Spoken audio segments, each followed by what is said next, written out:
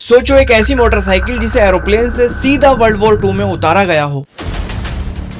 फिर कैसे कुछ सालों बाद एक इंडियंस ने डूबती हुई ब्रिटिश कंपनी को खरीद कर दुनिया की सबसे रॉयल मोटरसाइकिल ब्रांड बना दिया हो। ईयर 1947 आजादी के बाद इंडियन गवर्नमेंट को आर्मी के लिए एक ऐसी बाइक चाहिए थी जो बॉर्डर पे निगरानी के लिए काम आए। वर्ल्ड वॉर 2 के बाद बुलेट अपनी मजबूती के लिए ऑलरेडी मार्केट में बहुत ज्यादा फेमस थी। इसी वजह से इंडियन गवर्नमेंट ने रॉयल एनफील्ड को 800 बुलेट का ऑर्डर दे दिया। इस ऑर्डर को पूरा करने के लिए रॉयल एनफील्ड ने मद्रास मोटर के साथ पार्टनरशिप की। ईयर 1955 में बुलेट की एंट्री पहली बार इंडिया में होती है। बुलेट इंडिया आते ही कुछ ही सालों में लोगों की फेवरेट बन गई। पुलिस, आर्मी, टूरिंग, हर जगह बुलेट दिखने लगी। लेकिन वक्त के साथ प्रॉब्लम शुरू होती है, टेक्नोलॉजी इशू, नए नए ब्रांड के साथ हाई कंपटीशन। ईयर 1999 तक हालात ये थी कि रॉयल एनफील्ड हर साल 20 करोड़ का लॉस झेल रही थी। कंपनी ऑलमोस्ट बंद होने वाली थी, लेकिन फिर एंट्री होती है आइशर मोटर की। रॉयल एनफील्ड एक्वायर होती है। साथ आते हैं सिर्फ 25 साल के Siddharth Lal. Company bring of bankruptcy पर थी, पर यहीं से शुरू होता है गेम चेंजिंग एग्जीक्यूशन। सिद्धार्थ ने बड़ा डिसीजन ये लिया कि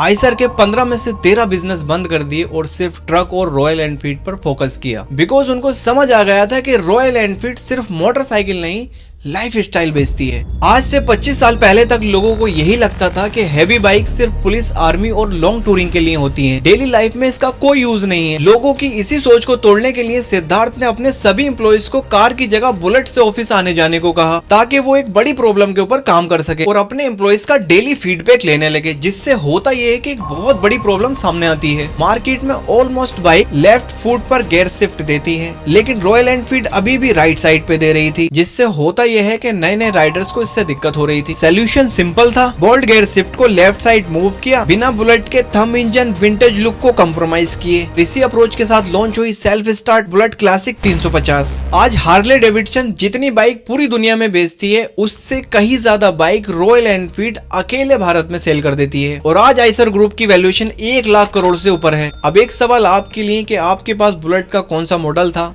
या है, या फ्यूचर में लेने वाले हो? कमेंट्स में जरूर बताएं।